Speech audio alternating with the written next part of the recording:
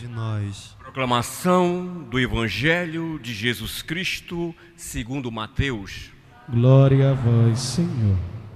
Naquele tempo, tomou Jesus a palavra e disse: Vinde a mim, todos vós que estáis cansados e fatigados sob o peso dos vossos fardos, e eu vos darei descanso. Tomai sobre vós o meu jugo e aprendei de mim, porque sou manso e humilde de coração, e vós encontrareis o descanso. Pois o meu jugo é suave e o meu fardo é leve. Palavra da salvação. Glória a vós, Senhor.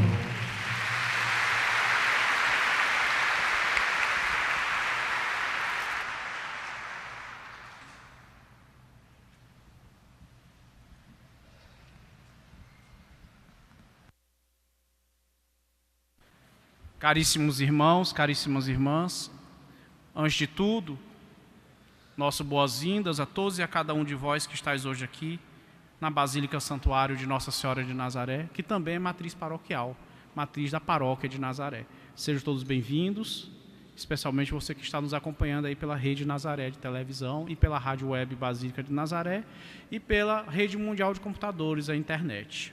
Caríssimos irmãos, Jesus nos diz hoje que nós que estamos cansados devemos trazer até Ele os nossos fardos, que Ele nos aliviará.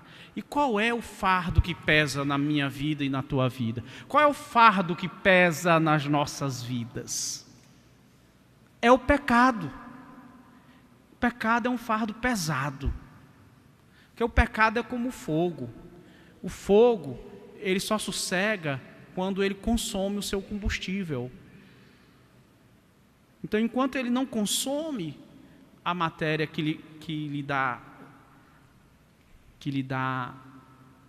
é o seu combustível, ele não sossega. Então, nós temos esse fardo pesado, e é um fardo pesado se você for pensar, não é? Quem tem um vício pesado, como álcool, droga, jogatina, compulsão sexual, sabe o quanto que é difícil você conseguir se libertar. E como você fica sob o domínio do mal. Você quer fazer o bem e não tem forças. Você quer fazer o que é correto e não tem forças. Você não consegue se libertar, é uma prisão, é um fardo pesadíssimo.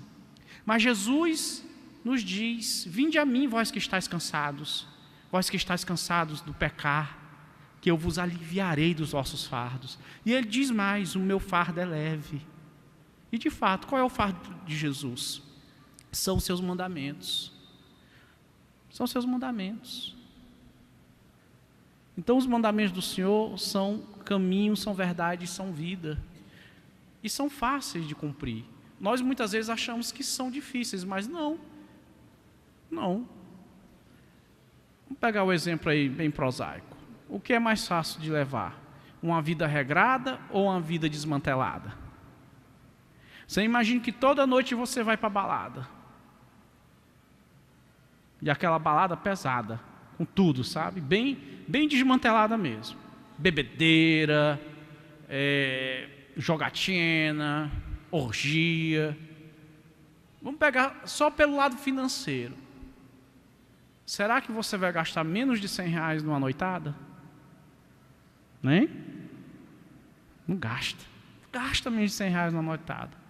R$100 que você talvez leve 1 hora ou 2 para ganhar. Se você trabalha, por exemplo, lá em São Paulo, uma faxina custa R$150. Então, para você, é uma diária de uma faxineira. E numa noite você não estoura. Vai estourar R$100, R$150, você vai gastar muito mais do que isso.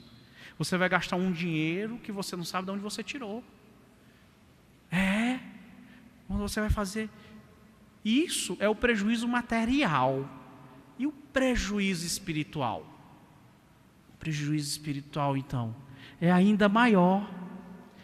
E aquele dinheiro que você deixou de usar para a sua família, para a sua saúde, para o seu estudo, para para uma viagem, para ajudar um irmão que estava necessitado, para pagar o dízimo, para dar um ofertório, para socorrer uma instituição de caridade. Então você vê como o fardo de Jesus realmente é muito mais leve e muito mais produtivo. Então nós temos que ajudar. Nós temos que nos ajudar, porque Jesus ajuda quem se ajuda. Ele tira o fardo de nós, mas nós temos que levar o fardo até Ele, para Ele tirar das nossas costas. E Jesus nos convida a aprender com Ele, a viver uma vida regrada, morigerada, uma vida voltada para a oração e para o trabalho. Mas, Padre, onde é que entra a diversão? Que a gente tem que se divertir também, não é? Jesus não se divertia? Jesus se divertia. Ele ia nas festas de família, ele ia nos casamentos, ele ia nos banquetes, mas ele ia para se divertir e não para se destruir. Ele bebia vinho, não é? Jesus bebia vinho, fazia vinho, não é? Ele não fez o melhor vinho que já foi feito na face da terra, lá nas bodas de Caná, a pedido de Maria, mas ele não fez para o povo se embriagar. Ele fez para que as pessoas ficassem alegres, felizes. Porque Jesus quer felicidade e alegria. O mundo nos oferece uma falsa alegria. Uma alegria que você acorda com ressaca, que você acorda cansado, indisposto, com dor de cabeça. E às vezes até com uma doençona. É uma doençona. Uma doença venérea, uma DST, uma tuberculose, porque o pecado consome todos aqueles que se atiram a ele. Então Jesus nos convida a nós jogarmos fora esses fardos pesados que nos consomem e assumir o fardo do seu Evangelho. E aí nós vamos ver que não é difícil viver e pregar o Evangelho. Aí nós vamos ter coragem.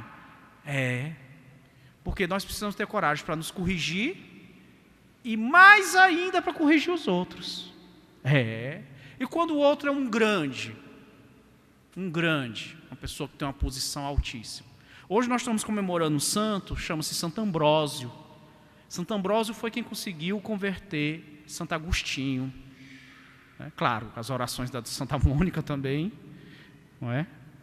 33 anos a Santa Mônica rezando, e o Santo Ambrósio veio e completou a obra, não é? Um dia ela até se queixou: será que eu não vou converter meu filho? E Santo Ambrósio disse para Santa Mônica: minha filha, um filho que custou tantas lágrimas, Deus não vai se deixar perder. E não deixou mesmo. Então Santo Ambrósio, ele, um homem da nobreza romana, do patriciado, tinha uma mãe muito cristã, que o educou na fé, que lhe transmitiu os valores. Ele mesmo, depois, teve acesso a uma carreira brilhante no serviço público, chegou a ser governador das províncias da Emília, do Lácio e de Milão, e foi feito bispo, porque era um homem preparadíssimo culturalmente, e tinha muitas virtudes, era um cristão virtuoso, o que já é muita coisa, não é? A gente conseguir ser um cristão virtuoso. E ele vai ser feito arcebispo de Milão. E ele, vivendo e pregando o Evangelho, vai acontecer uma situação no Império Romano. Houve uma sedição, um quebra-quebra na cidade de Tessalônica. Um black bloc, né, como se diria hoje. Quebra-quebra. E o imperador mandou as forças da ordem sanar essa situação. Só que o pessoal pesou a mão e houve um grande massacre naquela cidade. Foi além do que era necessário. E Santo Ambrósio corrigiu publicamente o imperador romano. Graças a Deus, naquela época o império já estava bastante cristianizado, Teodósio era cristão. E ele o corrigiu publicamente e lhe impôs uma penitência pública. É muita coragem, não é? Às vezes a gente não tem coragem de corrigir o amigo da gente, quanto mais uma autoridade. Mas quando nós seguimos Jesus, Ele nos dá coragem para tudo isso.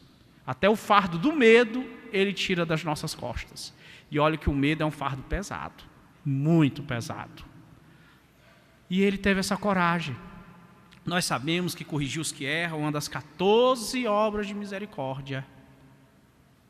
Agora, essa correção deve começar com quem? Quem você deve corrigir por primeiro? Eu devo corrigir por primeiro a mim mesmo. A mim mesmo. Se eu sou um discípulo relapso, se eu sou um estudante preguiçoso, se eu sou um ouvinte mal ouvido de Jesus, então eu tenho que me corrigir, eu tenho que passar a ser um bom ouvinte. E se eu não pratico o Evangelho, eu tenho que passar a praticá-lo, a pô-lo em prática. Então, nós devemos fazer isso, porque você não pode tirar o cisco do olho do irmão quando você tem uma trave nos seus olhos. E para ajudar o irmão a se corrigir, nós temos que nos corrigir. E qual é a nossa medida de correção? O Evangelho, Jesus Cristo, os mandamentos. Vós sereis os meus amigos se seguirdes os meus mandamentos. Então nós precisamos assumir o Evangelho na nossa vida, para podermos levar para a sociedade. E a sociedade precisa muito do Evangelho. O Pontífice Emérito, o veneradíssimo Bento XVI, declarou durante o seu pontificado que nunca o mundo precisou tanto dos cristãos como hoje. Nunca. Porque sem a luz do Evangelho, o mundo perde a noção, perde o freio moral e ético. Veja essa onda de corrupção que nós estamos enfrentando. Por quê? Se todos ali se dizem cristãos, como eles quebram os mandamentos? E sem dó e nem piedade, sem culpa. Então não é cristão. E se é cristão, tem que abandonar o mal e se converter. Mas nós temos que chamar a atenção, nós temos que dizer. Está escrito, não roubarás. Está escrito, não matarás. Quem tem que lembrar eles disto? Nós. Mas padre, eu sou pequeno. Eles são poderosos, eu tenho medo, eu não consigo corrigir nenhum mendigo da porta da minha rua. Como é que eu vou? Da porta da minha casa, como é que eu vou corrigir a autoridade? Ambrósio fez. E mais, o imperador acatou, cumpriu a penitência pública, teve humildade. Jesus não disse, aprendei de mim que sou manso e humilde de coração. Ele podia ter feito como Herodíades, né? Podia ter mandado cortar a cabeça de Ambrósio, como Herodíades mandou cortar a cabeça de João Batista. Mas ele preferiu obedecer, porque está escrito que o homem sábio acolhe a correção, mas o tolo a repele, a rejeita. Então nós temos que ser sábios, temos que acolher a correção que o Senhor nos faz, porque é melhor cair nas mãos do Senhor, diz o salmista, do que nas mãos dos homens, porque o Senhor é piedade e misericórdia, e eu e você muitas vezes não somos nem piedade nem misericórdia, não é? Com o irmão caiu, em vez da gente levantar ele, a gente vai lá pisar, não é? Pisar em cima, pular, não é? Então nós devemos fazer como César Teodósio, aceitou a correção e cumpriu a penitência. Mas nós temos que fazer como Santo Ambrósio, discípulo ativo e missionário proativo, que chegou lá e disse, você quebrou o mandamento, não matarás. Hoje nós estamos vendo aí que 3 juízes do Supremo Tribunal Federal votaram dizendo o seguinte, o voto deles, que o aborto até o 3º mês não é crime. Isto é muito perigoso. O que é que eles estão dizendo? Que na prática, que assassinato em 1º grau, que é vítima sem defesa de chance, não é crime. E nós não podemos deixar isso acontecer. Nós temos que ter coragem de levantar a nossa voz, de pegar o nosso... Se usa o Facebook para fazer fuxico, não use. Passe um Face para o seu deputado, para o seu vereador, se você conhece um juiz, se você conhece um senador, manda para ele, pergunta que negócio é esse, como é que ele vai permitir que uma coisa dessa aconteça. Depois, ano que vem, ano eleitoral, ele vai querer vir aqui pedir o seu voto, o voto dos seus amigos, da sua família, dos seus colegas de trabalho, e ele quer aprovar uma lei dessas, que contraria a lei de Deus, não matarás. Olha, gente, quando os nazistas quiseram perseguir os outros, eles criaram aquela teoria eles abraçaram aquela teoria do racismo, né? Que haveria raças superiores e inferiores na humanidade. Então, o que eles fizeram? Eles desumanizaram aqueles que eles consideravam que não eram seres humanos, que eram seres humanos inferiores. Se é ser humano inferior, então a gente pode descartar sem problema. Se amanhã ou depois eu digo que você não é ser humano, eu posso te descartar. Não será mais o meu semelhante. Os marxistas, quando implantam a revolução, Marx chegou a dizer que 10% da população tinha que ser eliminada. 10% da população, porque são inimigos da revolução. Quer dizer, quando você torna o outro inimigo ou desumaniza o outro, você pode fazer qualquer coisa com ele, não é? Então nós não podemos deixar que uma pessoa que ainda está no útero do seu pai, da sua mãe, seja considerada descartável, seja considerada não ser humano. Gente, nos Estados Unidos moveram uma campanha no passado contra a trituração dos ovos de galinha, cujos embriões fossem machos. Porque esses ovos eram descartados e triturados. Houve uma campanha. Pessoas se mobilizaram na internet. Num país que liberou o aborto e que talvez já matou mais de 50 milhões de crianças. E fez disso um negócio lucrativo. Venda de carne humana. E nós vamos ficar calados, nós não vamos dizer nada. Deixa de usar o teu Twitter, o teu Facebook, o teu essas coisas todas, para estar conversando bobagem. E entra, seja profeta, denuncie uma coisa dessa. Escreva para esses juízes, escreva para os deputados, para os senadores, para os vereadores, para os governadores. Porque todo governo que promove leis que desobedecem os mandamentos de Deus, não passa de tirania.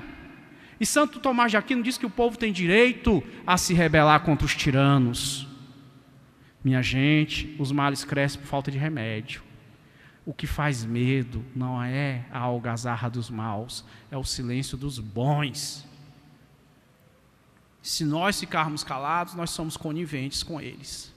E o sangue dessas crianças cairá sobre nós. E o Senhor pedirá a nós conta desse sangue. Então vamos fazer como Santo Ambrósio. Vamos gritar: stop para o mal. Stop. Se mobilize na sua rede social. Use ela para uma coisa útil, para o serviço de Deus da evangelização. Não apenas para fofoquinha, né? Que fofoquinha não leva a nada. Ou para enviar pornografia para os outros, que também não leva a nada. Então, meus irmãos, Jesus nos chama hoje a tirar o fardo das nossas costas do pecado e a tirar o fardo do pecado das costas dos nossos irmãos. Combater a força do mal, porque senão nós teremos este fardo sobre as nossas cabeças. Vocês querem o sangue dos inocentes nas suas mãos? Eu não quero. Você quer? Você quer? Você quer o sangue dos inocentes? Meus irmãos, nós temos que lutar contra os novos Herodes e os novos faraós do Egito, que não veem a gente como imagem e semelhança de Deus e como próximo, porque o primeiro mandamento declara: amar a Deus sobre todas as coisas e o próximo como a si mesmo. E quem ama dá a vida, não é? E dar a vida não é só morrer, é dedicar-se pela iluminação, pela salvação do mundo, como Jesus fez. Se nós somos discípulos de Cristo, minha gente, nós temos que levar a nossa cruz como Cristo levou a cruz dele. Faz medo? Faz. Mas, com medo ou sem medo, nós não vamos morrer? Porque o máximo que eles podem fazer é nos matar. Não é? Mas o Senhor é o que dá a vida e ressuscita. Então, meus irmãos e minhas irmãs, vamos aprender de Jesus, que é manso e humilde de coração. Vamos fazer como Teodósio, Teodósio, que teve a humildade de aceitar a correção, mesmo sendo um imperador romano. E vamos fazer como Santo Ambrósio, que teve a coragem de corrigir o irmão e não permitir que o irmão se afundasse mais ainda no pecado. Não vamos deixar o nosso país afundar mais ainda no pecado, porque foi pelo afastamento da lei de Deus que os israelitas foram parar no exílio da Babilônia. Porque a fé é a nossa força. Se nós perdemos a fé, perdemos a força. E a nação que se afasta do Senhor estará buscando a sua autodestruição. Vocês querem isso para o Brasil? Vocês querem isso para o Brasil? Quem é o Senhor? Jesus, ou não é? Quem é o Senhor? Então nós vamos levar o senhorio de Jesus a todos os recantos da vida social, a partir da minha vida pessoal, da minha família, para a economia, a política, a ciência, as artes e a cultura. Louvado seja nosso Senhor Jesus Cristo.